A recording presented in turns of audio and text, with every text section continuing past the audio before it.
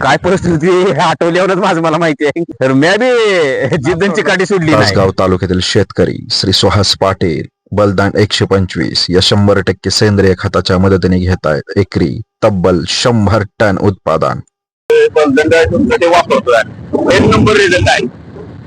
आणि कसं आहे, बाकीच्या शेतकऱ्यांनी देखील वापरले पाहिजे. ते ज्यादा क्षेत्र करण्याचे कमी शेतीत आपलं ज्यादा उत्पन्न. डोस घेतलेला आहे याचा, एक फवारणी एक आळवणी घेतलेली आहे.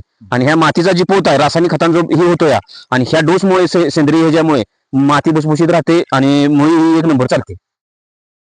रासायनिक खतामुळे आमचा खर्च वाढत होता आणि याच्यामुळे आमचं 30% कमी झालेलं आहे बजेट आणि उत्पन्न डबल झालेलं आहे. माझे नाव सुहास मारुती पाटील, गाव हातनूर, तालुका तासगाव, जिल्हा सांगली.